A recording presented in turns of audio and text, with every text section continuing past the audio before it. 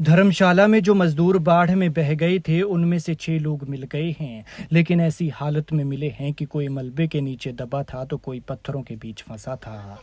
वो बेचारे खाना खा रहे थे, लंच टाइम में कुछ देर आराम करने शेड में गए, लेकिन किसे पता था कि थोड़ी देर बाद उनमें से कुछ की जिंदगी खत्म होने वाली है। वो 13 मजदूर थे, फिर अचानक मनूनी खड्ड में बाढ़ आती है और ये खाना खाते हुए शेड के साथ ही बह जाते हैं।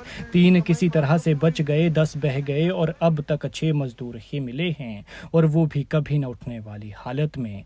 हजारों सपने थे, दिल में कुछ करने के अरमान थे, लेकिन वो सब सपने और अरमान इस बाढ़ के साथ इस मलबे में दफन हो गए।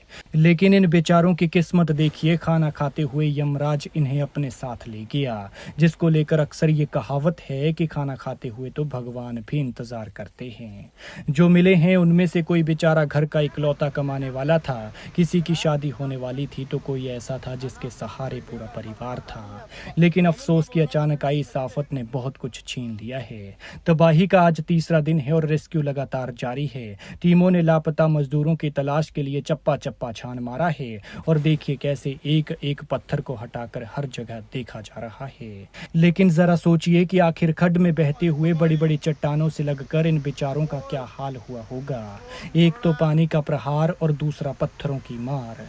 जिनकी डेड बॉडी बरामद हुई है वो कौन है वो भी आपको बताएंगे, लेकिन उससे पहले ये बता देते हैं कि ये सब कांगड़ा के धर्मशाला के खनियारा में Indira Priyadarshini hydel project Saunkari Da Kot project में काम कर रहे थे। इस तबाही में मौत के मुंह से निकले चंबा के लवली ने दैनिक भास्कर को बताया कि जिस वक्त नाले में शेड बहा उस दौरान शेड में 13 मजदूर दोपहर का खाना खा रहे थे।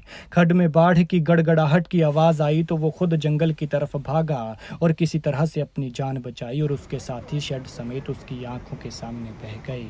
पानी शांत हुआ तो लापता लोगों की तलाश शुरू की गई, और इस दौरान 2 शव बुधवार शाम, 3 शव गुरुवार और 1 शव आज यानी शुक्रवार सुबह बरामद हुआ है। इन 6 शवों के अलावा एक मजदूर यहां से रेस्क्यू भी किया गया है। लवली के मुताबिक लापता मजदूरों की संख्या 6 हो सकती है। हालांकि सरकार 4 लोग ही लापता बता रही है। यहाँ जिन लोगों के शव मिले हैं उनमें से 4 की पहचान हो गई है। इनमें जम्मू कश्मीर के भल्ला डोडा का 20 साल का चैन सिंह है, चंबा के राख का आदित्य ठाकुर, यूपी के सोहनपुर का चंदन और प्रदीप वर्मा शामिल हैं, जबकि 2 की पहचान होना अभी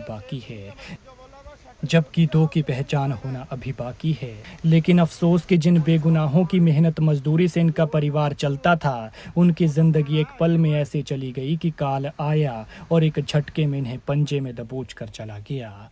खैर, भगवान मृतकों की आत्मा को शांति दे और दुखी परिवारों को दुख सहने की शक्ति